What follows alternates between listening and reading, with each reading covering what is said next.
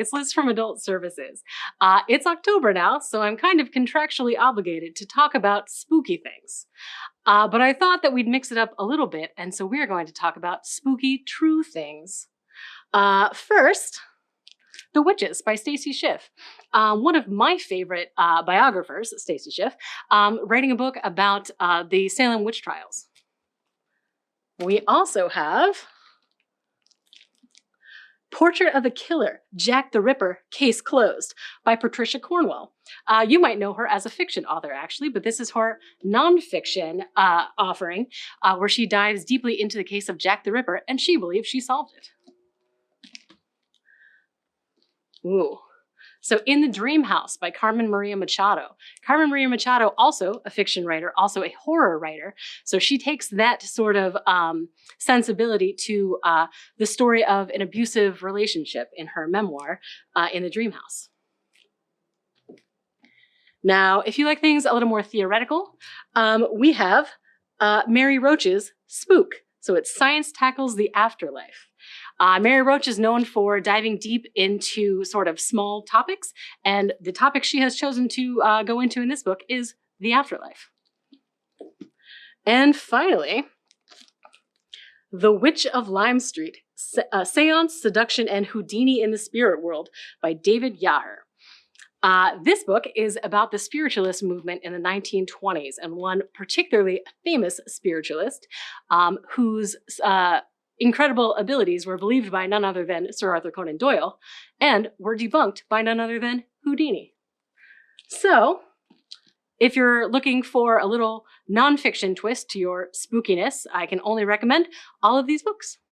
Hi, I'm Caroline Kenny. I'm the head of Adult Services, and today I want to talk about a few presentations that we have going on this month. On October 12th, we have the Hillsborough County Service Link coming in to talk about Medicare. That will be at 2 p.m. on the second floor. On October 17th, we have an in-store presentation at the Hannafords on Mast Road. We'll talk about 30-minute meals, and there will also be giveaways, coupons, and recipes for all that attend. That will be at 6 o'clock.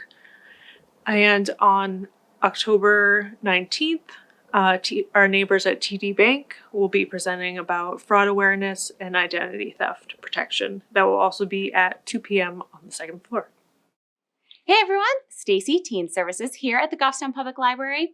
So we are coming into fall, and when we think about fall, of course we think about pumpkin spice, right? My favorite. Okay, maybe you don't like it.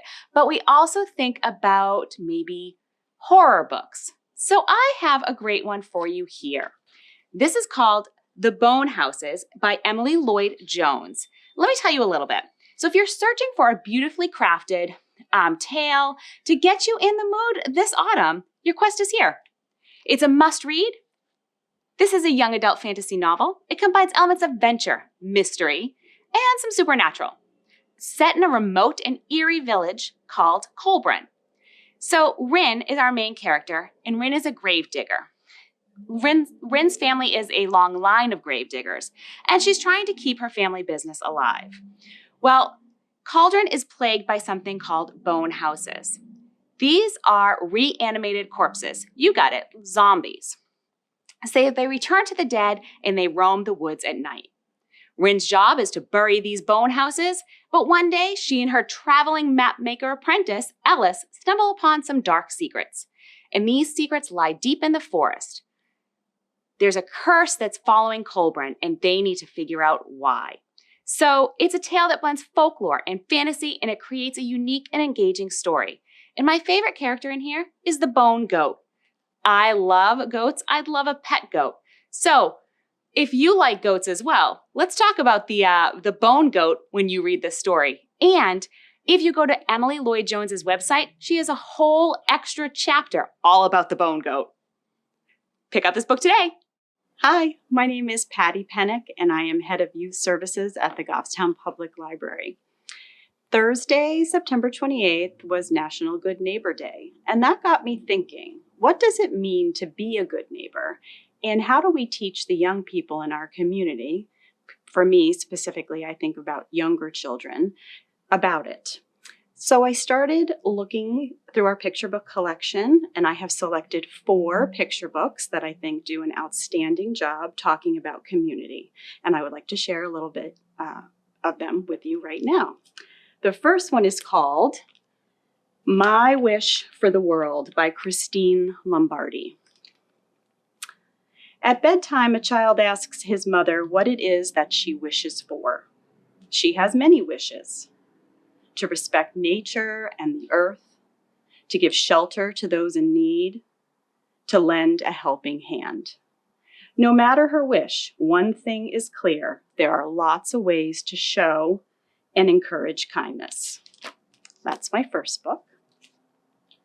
The second one is actually by one of my very most favorite authors, Kevin Henkes, whose name I looked up on Google to make sure I pronounced it right. It's called The World and Everything in It. Some things in the world are big, like the sea. Some things are small, like a bug.